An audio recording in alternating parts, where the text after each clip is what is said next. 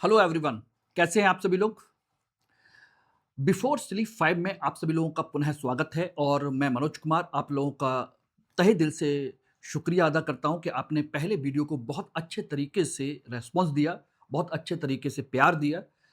आज मैं second day यानी कि डे 2 में आप लोगों के साथ में डिस्कस कर रहा हूं 5 टॉपिक्स, 5 एमसीक्यूज, यानी कि डेली के 5 इंपॉर्टेंट करंट अफेयर्स और उसके अलावा कुछ इंपॉर्टेंट इंफॉर्मेशन भी मैं आपको देने की कोशिश कर रहा हूं, जिससे कि आप लोग अगर पूरे दिन के करंट अफेयर को नहीं पढ़ पाते हैं, कोई दिक्कत नहीं है। मनोज सर की ये क्लास है, इसमें आप केवल 10 से 15 मिनट में आप लोग इसको रिवीजन कर सकते हैं। आज की इंपॉर्टेंट जो खास इंपॉर्टेंट इंफॉर्मेशन है उनको कलेक्ट कर सकते हैं। इसकी पीपीटी आप शेयर कर सकते हैं, अपने पास सेव कर सकते हैं और उनका रिवीजन कर सकते हैं। सोने से पहले 15 मिनट इस क्लास को दीजिए और आपका करंट अफेयर पूरी तरीके से आपका तैयार हो जाएगा। यानी current affair, daily current affair मतलब मनोज सर के साथ कर लीजिए सोने से पहले 5 मिनट, 15 मिनट, बस 5 टॉपिक, महीने के कम से कम 150 और साल के कम से कम 2000 टॉपिक आपके तैयार हो जाएंगे। बाकी आप अपना जो करना चाहते हैं करते रह सकते हैं, आपकी मर्जी है। लेकिन मेरा जो टारगेट है वो है आपके 2027 को प्री क्यू क्वालिफाई करवाना। ठीक है, तो चलिए आज एक इस सेशन को आगे बढ़ाते हैं और समझने की कोशिश करते हैं कि इसमें आज के टॉपिक क्या क्या हैं। बाकी देखिए, मैं आप लोगों को बता दे रहा हूं कि इसमें अगर आप लोगों को कोई भी मुझसे कोई भी क्वेश्चन पूछना है, कोई भी डाउट पूछना है, किसी तरह की कोई भी कांटेक्ट करना है, किस तरह की कोई बात करनी है, तो आप मुझे मेरे मेल आईडी पर और मेरे टेलीग्राम नंबर पर, व्हाट्सएप नंबर पर मुझे कांटेक्ट कर सकते हैं। और मेरे टेलीग्राम को आप ज्वाइन कर सकते हैं, मनोज कुमार हिस्ट्री के नाम से इस टॉपिक पर ज्वाइन कर सकते हैं। ये स्कैन कोड है, इसके थ्रू कर सकते हैं। लेकिन हाँ, एम के live code study IQ IAS में अगर आप कोई भी कोर्स परचेज करते हैं हिस्ट्री ऑप्शनल का जो मैं पढ़ा रहा हूं, या जीएस का कोई भी कोर्स परचेज करते हैं, तो आप इस कोड को लगा करके डिस्काउंट ले सकते हैं। ठीक है ना। और ये मेरा एक छोटा सा इंट्रोडक्शन है जिसके थ्रू आप समझ लीजिएगा कि क्या सिचुएशन है और किस के अंडर गाइडेंस में आप रह करके तैयारी कर रहे हैं। ओके, तो चलिए आज का टॉपिक हम लोग चर्चा कर रहे हैं। आपका पहला टॉपिक है जिसे हम लोग देखते हैं। हाल ही में चर्चा में रहे आपके थ्रिसूर पोरम के संदर्भ में निम्न कथनों पर विचार कीजिए। यह उत्सव गुरुवायूर टेम्पल में आयोजित होता है। इसमें कुडमट्टम नामक छतरियों का प्रदर्शन होता है। उत्सव में हाथियों के उपयोग को लेकर के पशु कल्याण से जुड़े मुद्दे उठाए गए हैं। और चौथा है, इसका आयोजन मलयालम महीने मेडम में पूर्णिमा के दिन होता है। सही नीचे दिए गए कूट का सही उपयोग करके सही उत्तर चुनिए। एक और दो, दो तीन चार, एक तीन चार और दो और चार। बताइए। अभी हाल ही में इसको लेकर के बड़ी अच्छी चर्चा हुई है और ये आपको पता होना चाहिए त्रिशूर पूरम को लेकर के। अब कहोगे कि ऐसा क्यों हुआ है। आपको बता दें कि पशु कल्याण को उसको लेकर के तो आए दिन कोर्ट, सुप्रीम कोर्ट अपनी बात कहते ही रहते हैं, क्योंकि इसमें हाथियों का उपयोग होता है, अन्य जानवरों का भी उपयोग होता है, सारी चीजें होती हैं। लेकिन अभी एक वहां पर इसी तरह के उत्सव के संदर्भ में आतिशबाजी होती है, जहां पर आपके कहा जाए कि जो आपके रंग बिरंगी फुलझड़ियां आपकी चलाई जाती हैं, आतिशबाजी होती है, उनमें एक आग लग गई थी, भयंकर आग लग गई थी, जिसकी तैयारियां की जा रही थी। तो उसी के रिगार्डिंग ये एक टॉपिक है, इसी के संदर्भ में वहां पर वो तैयारियां हो रही थी। अब बात करते हैं इसका ऑप्शन क्या है। तो इसका आंसर है आपका उत्तर बी, यानी कि बी बोले तो दो तीन चार पहला नहीं है। यानी कि इसका मतलब है ये गुरुवायूर मंदिर में आयोजित नहीं होता है। इसका मतलब यही हो गया कि ये गुरुवायूर मंदिर में नहीं होता है। बाकी तीनों बिल्कुल सही हैं। कुडमट्टम नामक छतरियों का प्रदर्शन होता है, बिल्कुल सही बात है। हाथियों की लाइन लगा करके उनके ऊपर छतरियां लगाई जाती हैं और साथ के साथ छतरियों की अदला बदली होती है और हाथियों को सुनहरे रंगों से, सुनहरी जो वस्त्र होते हैं, सुनहरे आभूषण टाइप के होते हैं, उनसे उनको उड़ाया जाता है, पहनाया जाता है। बड़ा अच्छा उत्सव होता है। हाथियों को पशु कल्याण से जुड़े मुद्दे उठाए गए हैं। आयोजन का स्थल मलयालम महीने के मैडम में पूर्णिमा के दिन होता है, बिल्कुल सही है, इसको याद कर लीजिए। बाकी मैं आपको कहूं तो देखिए, पूरम महोत्सव जो है यह केरल का भव्य सांस्कृतिक रूप से अत्यंत महत्वपूर्ण उत्सव है, जिसमें सबसे प्रसिद्ध है त्रिशूर पूरम। इसे अक्सर मंदिर उत्सवों का राजा कहा जाता है। यानी कि जितने भी मंदिर उत्सव होते हैं उनमें सबसे बड़ा यह उत्सव माना जाता है। कब और कहां मनाया जाता है? त्रिशूर में मनाया जाता है, केरल में। मुख्य केंद्र है वडकुंठल कुंथल मंदिर, यह ध्यान रखिएगा। गुरुवायूर मंदिर नहीं है, वड़कुंथन मंदिर है ये एक इंपॉर्टेंट पॉइंट है जो आपको याद रखना चाहिए। और ये अप्रैल में मलयालम महीने मेडम में पूर्णिमा के दिन मनाया जाता है, बिल्कुल सही है। और इस इतिहास इसकी शुरुआत 18वीं सदी में सक्तन थम्पुरन ने की थी और इसका उद्देश्य था अलग अलग मंदिरों को एक मंच पर ला करके भव्य सामूहिक उत्सव मनाना। और यह सामाजिक एकता और सांस्कृतिक समन्वय का प्रतीक माना जाता है। तो जितना इसमें मैंने पॉइंट आपको दिए हैं उतने ही आपको करने, इससे ज्यादा कुछ करने की आवश्यकता नहीं है। इतना कम से कम आप कर लीजिए तो आपका प्री का क्वेश्चन आपसे बाहर नहीं जाएगा, किसी सूरत में नहीं जाएगा। ओके, चलिए हम दूसरा क्वेश्चन बात करते हैं। अर्थ डे, जैसा कि आप अच्छी तरीके से जानते हैं कि 22 अप्रैल को पृथ्वी दिवस मनाया जाता है। उसी के संदर्भ में निम्न युग्मों पर विचार कीजिए। गेलॉर्ड नेल्सन अर्थ डे के संस्थापक हैं। सांता बरबरा ऑयल स्पेस अर्थ डे की प्रेरणा। अर्थ डे नेटवर्क यूएन की एक प्रमुख एजेंसी है। पेरिस एग्रीमेंट अर्थ डे पर हस्ताक्षरित है। ठीक है ना। अब इनमें से कितने युग्म सही सुमेलित हैं? एक और दो, एक दो चार, दो और तीन और सभी चार। ठीक है ना। तो इसमें अगर हम बात करें तो आंसर आता है, देखिए ध्यान रखिएगा, अर्थ डे नेटवर्क इसको सेलिब्रेट करता है, इसमें कोई शक नहीं है। गेरनॉल्ड जो नेल्सन हैं इसके संस्थापक हैं, बिल्कुल सही है। ठीक है ना। सांतारा बरवाइल ऑयल स्पिल अर्थ डे की प्रेरणा स्थल बना था, यह भी बिल्कुल सही है। यह गलत है, यूएन की एजेंसी नहीं है, बल्कि अर्थ डे जो है एक एनजीओ है। क्या है? एक एनजीओ। यह यूएन की एजेंसी नहीं है जो इसको सेलिब्रेट करती है। और पेरिस एग्रीमेंट हो गया 22 अप्रैल 2016 को आपका इस पर हस्ताक्षर किए गए थे, यह बिल्कुल सही है। तो आंसर हो गया आपका बी, ये रहा। अर्थ डे 22 अप्रैल को मनाया जाता है। इसका उद्देश्य है पर्यावरण संरक्षण के प्रति जागरूकता बढ़ाना, जलवायु परिवर्तन, प्रदूषण, जैव विविधता जैसे मुद्दों पर ध्यान आकर्षित करना। यह दुनिया के सबसे बड़े जन आंदोलन आधारित पर्यावरण अभियानों में से एक है। शुरुआत कब हुई थी इसको नोट कर लीजिए, इंपॉर्टेंट है, 1970 में यूनाइटेड स्टेट्स में हुई थी। प्रमुख व्यक्ति कौन है? गेलॉर्ड नेल्सन, बिल्कुल सही है, अमेरिकन सीनेटर थे जिन्होंने इसकी शुरुआत की थी। 1969 में सांता बरबरा ऑयल स्पिल, एक कहा जाए कि तेल जो है वो फैल गया था, जिसकी वजह से एक बड़ी स्तर की पर्यावरण प्रदूषण और औद्योगिकरण की घटना को जन्म दिया था। और वहीं से इन्होंने पर्यावरण संरक्षण के लिए एक प्रेरणा इन्होंने ली थी। 1990 से ये अर्थ डे वैश्विक स्तर पर मनाया जाने लगा। कब से मनाया जा रहा है? 1990 से। और इसमें आज 190 से अधिक देश इसको सेलिब्रेट करते हैं और इसको आयोजित करती है अर्थ डे नेटवर्क, एक एनजीओ, ये इसको सेलिब्रेट करती है।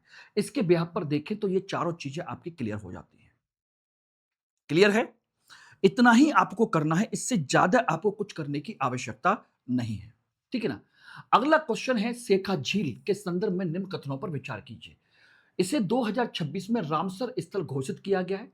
यह पूरी तरीके से एक प्राकृतिक झील है। यह मध्य एशिया का फ्लाईवे का हिस्सा है। फ्लाईवे मतलब उड़ने वाले पशु पक्षियों का एक स्थल है, मध्य एशिया से आने वाले, सेंट्रल एशिया वाले। सही उत्तर चुनिए, एक और तीन, दो और तीन, एक और दो और सभी तीन। अब सेखा झील के संदर्भ में अब मैं आपको बता दूं कि ये मेरे शहर अलीगढ़ से संबंधित है, अलीगढ़ से है। मैं तो वहां से लगभग जब भी जाता हूं तो शेखा झील होते हुए ही मुझे अपने घर जाना होता है। तो मैंने तो हमेशा इसको देखा है। शेखा झील अलीगढ़ की है और ये 22 अप्रैल को आपके सोचिएगा रामसर स्थल में घोषित की गई, 22 अप्रैल 2026 को। तो ये बिल्कुल सही है। यह प्राकृतिक झील है? नहीं भाई, ये प्राकृतिक झील नहीं है, ये एक नहर से निर्मित है। जब एक नहर बनाई गई थी उससे इसका निर्माण हुआ था, उसका पानी यहां पर जाकर के स्टोर हो गया, उससे ये बनी हुई है। यानी कि एक ये कृत्रिम है, ये कृत्रिम झील है। इसलिए ये स्टेटमेंट गलत है। और ये स्टेटमेंट गलत है, इसका मतलब ये भी गलत है, ये भी गलत है, ये भी गलत है। आंसर आ गया एक और तीन। ये मध्य एशिया का फ्लाईवे है। मध्य एशिया से आने वाले बहुत सारे जो पक्षी हैं वो यहां पर आकर के अपना निवास स्थल बनाए हुए हैं। अब देखना चाहे तो देख लीजिए, 22 अप्रैल 2026 को पृथ्वी दिवस के दिन इसको डिक्लेयर किया गया। भारत का यह 99वां रामसर स्थल है अलीगढ़ यूपी में, और यूपी का 12वां रामसर स्थल है। वेटलैंड साइट जिसे हम कहते हैं, आर्द्र भूमि, फ्रेश वाटर पेरेनियल वेटलैंड है, बिल्कुल। मानसूनल वेटलैंड है, गंगेटिक प्लेन में है, गंगा के मैदान में है। मानसून में इसमें पानी भर जाता है। 1852 में जब अपर गंगा कैनाल का निर्माण किया जा रहा था, ऊपरी गंगा नहर का निर्माण किया रहा था, उसके बाद ये बन गई थी। यानी कि ये मैनमेड ओनिजर और नेचुरल इकोसिस्टम बिहेवियर का उदाहरण है। फिर उसके बाद ये ऑटोमेटिकली वो बन के तैयार हो गई। फिर ये कभी सूखी नहीं, ठीक है ना। इसका महत्व यह झील सेंट्रल एशिया फ्लाईवे यानी कि मध्य एशिया फ्लाईवे का एक महत्वपूर्ण हिस्सा है, और इसमें सर्दियों में प्रवासी पक्षी बड़े स्तर पर आकर के यहां रहते हैं। यहां पर वार हेडेड गूज हैं, पेंटेड स्टॉर्क हैं, डक्स हैं, विभिन्न प्रजातियां यहां पर रहती हैं। तो मेरा अपना शहर है, तो अब आप लोग समझ लीजिएगा, शेखा झील यूपी का 12वां और देश का 99वां रामसर वेटलैंड स्थल आपका बन के तैयार हो गया है। तो इतना आप लोग इसको पढ़ लीजिए, कम से कम इतनी चीजें तो आप पढ़ सकते हैं। बाकी रामसर स्थल क्या होते हैं, वेटलैंड्स क्या होते हैं, देश में कौन कौन से वेटलैंड्स हैं, किस स्टेट में कितने कितने हैं, वो आप लोग इकोलॉजी एनवायरमेंट में पढ़ते ही होंगे, ठीक है ना। तो मेरा काम है करंट अफेयर में इन सारी चीजों को डिस्कस करने का। अगला क्वेश्चन है, निम्न में से कौन सा कथन सही है जो हाल ही में गुवाहाटी उच्च न्यायालय ने भैंसों की लड़ाई के आदेश से संबंधित है, यानी कि बफेलो फाइटिंग को लेकर के, ठीक है ना। न्यायालय ने इन आयोजनों पर पूर्ण प्रतिबंध लगाने का निर्देश दिया है। नंबर एक, न्यायालय ने राज्य सरकार के आयोजकों के खिलाफ कार्रवाई करने को कहा है। यह मामला सांस्कृतिक अधिकारों से संबंधित था, कानून का इससे कोई संबंध नहीं था, और न्यायालय ने जानवर क्रूरता के प्रमाणों को ध्यान में रखा है। अगर इन स्टेटमेंट्स को देखेंगे तो आपको लगेगा कि इसमें कुछ तो गड़बड़ है। एक तरफ कह रहा है कि सांस्कृतिक अधिकारों से संबंधित है, कानून का इससे कोई संबंध नहीं है, तो फिर न्यायालय के पास क्यों पहुंच गया? इसका मतलब या तो ये सही है या ये सही है। लेकिन बात सारी की सारी न्यायालय की आई है, कॉमन सेंस लगाएंगे, गुवाहाटी उच्च न्यायालय की है, तो कानून की बात होगी तभी तो मुद्दा आया है। इसका मतलब है ये गलत है। बाकी कम से कम ये गलत है, और ये गलत है तो इसका मतलब ये भी गलत है, ये भी गलत है, ये भी गलत है, क्योंकि इसमें तीसरा ऑप्शन है, ये रहा। तो इसका मतलब आंसर है 1, 2 और 4। 1, 2, 4। हमको नहीं पता कि पहले, दूसरे और चौथा सही है कि नहीं है, लेकिन इस ऑप्शन से क्लियर हो गया। अब कैसे, देखिएगा। आंसर है ए, बिल्कुल सही। हाल ही में गुवाहाटी हाईकोर्ट ने असम सरकार को निर्देश दिया कि बफेलो फाइट, जिसे मोहजुज कहा जाता है, इंपॉर्टेंट, इसको आप नोट कर लीजिएगा। मोहजुज क्या है? बफेलो फाइटिंग है जो असम में एक उत्सव के दौरान की जाती है। उसको तुरंत रोकने का आदेश दिया है, और आयोजकों के खिलाफ कानूनी कार्रवाई करने का भी आदेश दिया है। बोले कैसे? मोहजुज बफेलो फाइटिंग क्या है? यह असम का पारंपरिक खेल इवेंट है, आमतौर पर माघ बिहू के दौरान आयोजित होता है, जिसमें दो भैंसों को लड़ाया जाता है। स्थानीय स्तर पर इसे मनोरंजन और परंपरा संस्कृति के तहत माना जाता है। आधुनिक संदर्भ में इसे एनिमल क्रुएल्टी कहा जाता है। एनिमल क्रुएल्टी यानी कि जानवरों पर क्रूरता, इसको माना जाता है। Pet PETA India PETA India people of the ethical treatment of animal, यानी कि पशुओं के संदर्भ में उनके सुरक्षा के लिए काम करने वाला एक संगठन है, अंतरराष्ट्रीय एनजीओ है। भारत में इसे पेटा इंडिया कहा जाता है, उसका एक हिस्सा है। उसने इसकी शिकायत की थी, और इसका उद्देश्य है पशुओं के अधिकार संरक्षण को लेकर के, या अदालतों में केस फाइल करके क्रूअल्टी के खिलाफ, जानवरों के खिलाफ क्रूअल्टी को लेकर के कार्रवाई करवाता है। और इसी संदर्भ में पेटा इंडिया ने याचिका दायर की थी कि भाई ये जो मौजूद अवधारणा होती है, ये इसमें बाकायदा उसने वीडियो एविडेंस दिए, उनके इमेजेस दी कि जानवरों के साथ किस तरह की क्रूअल्टी की जाती है, किस तरह की क्रूअल्टी की जाती है। तो इसको आप देख सकते हैं। अब कोर्ट इन्वॉल्व क्यों हुआ? क्योंकि इसमें prevention of cruelty of animals, PETA act, ये रहा जो एनिमल क्रूअल्टी का एक्ट है, वो इसमें शामिल होता है। इस कानून के तहत जानवरों को अनावश्यक पीड़ा देना अपराध माना जाता है। दूसरा, पेटा ने फोटो वीडियो पेश किए, भैंसों को डंडों से पीटना, नाक में रस्सी डालकर उनको खींचना, खुले घाव के बावजूद उनको लड़ाना, और कोर्ट ने माना कि यह स्पष्ट क्रूअल्टी है। जब इस तरह के एविडेंस दिए तो फिर उन्होंने इस पर कार्रवाई की और इसको पूरी तरह से निरस्त कर दिया कि तुरंत इसको बंद किया जाए। इसी तरीके से पेटा इंडिया ने, सोचिएगा, जो आपके सड़क पर स्ट्रीट डॉग्स होते हैं उनको लेकर के भी बड़ा केस था, बड़ा विवाद खड़ा हुआ आपके स्ट्रीट डॉग्स को लेकर के। वो मैं किसी और मुद्दे में कभी चर्चा करूंगा। यहां पर मेरा काम है करंट के इश्यूज को डिस्कस करना। अगला क्वेश्चन है कथन कारण वाला। संदर्भ में देखा जाए तो Bharat Africa forum summit, India Africa forum summit Bharat के लिए अफ्रीका में अपने रणनीतिक एवं कूटनीतिक प्रभाव को बढ़ाने का एक महत्वपूर्ण मंच है। अफ्रीका में भारत के प्रभाव को बढ़ाने का। अफ्रीका भारत के लिए ऊर्जा संसाधनों, बाजार विस्तार और ग्लोबल साउथ में नेतृत्व को दृष्टिकोण से अत्यंत महत्वपूर्ण माना जाता है। नीचे दिए गए कूट का उपयोग करके सही उत्तर चुनिए। कथन ए और कारण दोनों सही हैं। कारण आर कथन ए की सही व्याख्या करता है। दोनों सही हैं लेकिन व्याख्या नहीं करता है। सी कथन ए सही है लेकिन कारण गलत है। डी कथन गलत है लेकिन कारण आर सही है। अब बताइए इसका। तो मेरे हिसाब से इसका आंसर है ए, दोनों बिल्कुल सही हैं, बोथ आर करेक्ट। एंड और दूसरों एक दूसरे की एक्सप्लेनेशन भी करते हैं कि बिल्कुल भारत के लिए वो संसाधन, बाजार और ग्लोबल साउथ यानी कि साउथ साउथ कॉपरेशन जो है उसको बढ़ावा देने की कोशिश कर, जब भारत उसका साउथ का लीडर बनना चाहता है और लीडर बनने की ओर अग्रसर भी है। कह सकते हैं कि लीडर है ऑलरेडी, साउथ साउथ कॉपरेशन को बढ़ावा देने वाला भारत है। इसका आंसर है A. India Africa forum summit Bharat और अफ्रीकी देशों के बीच एक उच्च स्तरीय कूटनीतिक मंच है। इसमें 54 अफ्रीकी देश इसमें सहयोग करते हैं, निवेश करते हैं, विकास करते हैं, सुरक्षा पर चर्चा करते हैं। यह कब शुरू हुआ इसको नोट कर लीजिएगा।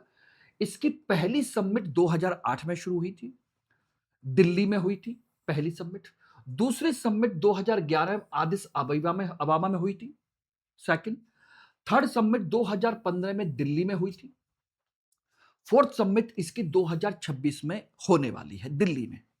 यह एक्सपेक्टेड है। यानी कि खास बात यह है कि 2015 के बाद 10 साल बाद यह अगला समिट होने जा रहा है, भारत में होने जा रहा है। इसलिए यह चर्चा में आया है। क्यों किया जाता है? सामरिक साझेदारी के लिए किया जाता है, अफ्रीका में भारत के प्रभाव को बढ़ाने और चीन की बढ़ती उपस्थिति को थोड़ा सा संतुलित करने के लिए, आर्थिक सहयोग को बढ़ावा देने के लिए, व्यापार, निवेश, आधारभूत संरचना, ऊर्जा, खनन, तमाम क्षेत्रों में आपके सहयोग को मजबूत करने के लिए। अगर आप चाहे तो इतने पॉइंट से आप अपना मेंस का क्वेश्चन भी लिख सकते हो। तीसरा, क्षमता निर्माण के लिए, जिसमें शिक्षा, सूचना प्रौद्योगिकी, कौशल, छात्रवृत्ति, प्रशिक्षण कार्यक्रम के माध्यम से मानव संसाधन विकास को बढ़ावा देने के लिए। और चौथा है सुरक्षा एवं संरक्षा। हिंद महासागर क्षेत्र में समुद्री सुरक्षा, आतंकवाद रोधी सहयोग और रक्षा साझेदारी को सुदृढ़ करने के लिए यह बहुत जरूरी है। तो बिल्कुल सही है, चार उद्देश्य। 2026 की समिट का उद्देश्य क्या है? ग्लोबल कंटेक्स्ट, यानी कि एक तरीके से वैश्विक परिप्रेक्ष्य क्या है। ईरान का युद्ध हो रहा है, आप अच्छे से जानते हैं। ऐसे में तेल की कीमतें लगातार बढ़ रही हैं और हमारी आपूर्ति की श्रृंखला कहीं ना कहीं खराब हो रही है।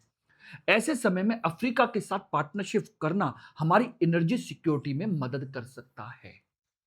बिल्कुल, हम वहां से एनर्जी को अपने यहां सप्लाई बढ़ा सकते हैं। अफ्रीका का महत्व भारत के लिए एक natural resource, oil, mineral, growing market है। एक नेचुरल रिसोर्स का है, ग्रोइंग मार्केट का है और स्ट्रेटेजिक लोकेशन, यानी कि रणनीतिक जो हमारा केंद्र है हिंद महासागर में, उसमें बड़ा पार्टनरशिप हो सकती है। और इंडिया की वर्तमान स्थिति भारत में, वो अफ्रीका में 2018 से लेकर अब तक 16 नए डिप्लोमेटिक मिशन अफ्रीका में इंडिया ने लागू किए हैं और प्रेजेंस में 45 देशों तक। लेकिन इंडिया की केवल 40% कमिटमेंट्स ही इंप्लीमेंट कर पाया है। यानी कि जितने कमिटमेंट किए हैं उसमें से 40% ही कमिटमेंट कर पाया है। लेकिन हां, कोशिश उसने पूरी की है 45 देशों तक अपनी पहुंच बढ़ाने की, कुल मिलाकर के।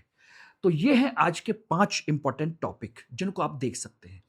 इसके अलावा एक्स्ट्रा टॉपिक हैं जिनके लिए मैंने पहले ही कहा था कि भाई इनको मैं डिस्कस नहीं करूंगा, इनको आपको पीपीटी से पढ़ना होगा। तो जरूर इनको पीपीटी से पढ़िए। आज का एक टॉपिक है आदि शंकराचार्य को लेकर के, जिन्होंने वेदांत दर्शन को दिया था। और इनको लेकर के हाल ही में प्रधानमंत्री ने इनकी जयंती पर श्रद्धांजलि अर्पित की थी। इसलिए बाकी इसकी इंपॉर्टेंट इंफॉर्मेशन आपके इस पीपीटी में दी हुई है, इसको आप लोग नोट कर सकते हैं, नोट्स बना सकते हैं, सेव कर सकते हैं। दूसरा है संयुक्त राष्ट्र एशिया एवं प्रशांत क्षेत्र के लिए आर्थिक सामाजिक आयोग, यूएनएसकेप। ये रहा। और ये क्यों है चर्चा में है? क्योंकि इसने 2026 की रिपोर्ट जारी की है जिसमें कहा गया है कि पश्चिम एशिया संघर्ष के कारण ऊर्जा, उर्वरक, खाद्य और वस्तुओं और की कीमतें बढ़ रही हैं, जिससे एशिया प्रशांत क्षेत्र की अर्थव्यवस्था पर दबाव बढ़ रहा है। ये इसके बारे में इसने कहा है अपनी रिपोर्ट में। वेस्ट एशिया, ईरान, अमेरिका और इजराइल का जो युद्ध हो रहा है उसकी वजह से। अब बाकी ये क्या-क्या है, कैसे-कैसे है, इसके बारे में मैंने आपको बता दिया है। इसको आप लोग जरूर जाकर के नोट कर सकते हैं। नोट करिए, मैं जानबूझ कर दे रहा हूं जिससे कि आप इसको आप नोट करें, इस पीपीटी को आप सेव करें मनोज सर के साथ में। ठीक है ना? थैंक यू वेरी मच आज के लिए।